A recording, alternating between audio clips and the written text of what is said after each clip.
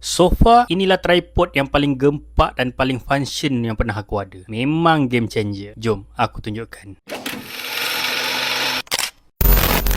Bahagian kepala tripod ni sangat fleksibel yang mana korang boleh adjust 180 darjah depan dan belakang dan korang boleh rotate 360 darjah macam ni mengikut kreativiti korang tu nanti. Ada dua option untuk korang attach phone korang ni. Sama ada menggunakan magnetic dia macam ni ataupun bagi phone yang tak ada magnetic boleh juga attach phone menggunakan bracket yang tersedia ni. Apa macam? Menarik kan? Bahagian bawah tripod ni ada mantis hook yang mana korang boleh sangkut dekat meja serupa macam ni ataupun mana-mana tempat yang boleh letakkan tripod ni. So korang dah boleh shoot top angle ataupun flat lay macam ni. Memang style. Tak perlu lagi korang nak cari tripod ataupun stand phone lain kalau nak shoot flat lay macam ni. Memang puas hati. So inilah dia tripod dari Ulanzi iaitu overhead selfie stick model TT88. Packaging Ulanzi memang tak pernah mengecewakan. Bahagian belakang kotak ada instruction bergambar cara penggunaan tripod ni. Inilah dia rupa tripod Ulanzi TT88. Build quality dia memang solid. Tak perlu diragui lagi kalau daripada Ulanzi. Bahagian bawah tripod ni ada rubber feet, so dia memang kukuh dan tak mudah untuk slip. Tripod ni boleh extend sehingga 144cm tinggi dia. Memang nice kalau nak shoot content ataupun nak live menggunakan tripod ni. Dia dah bagi juga Bluetooth remote, memang memudahkan lagi kalau korang sendirian untuk shoot video.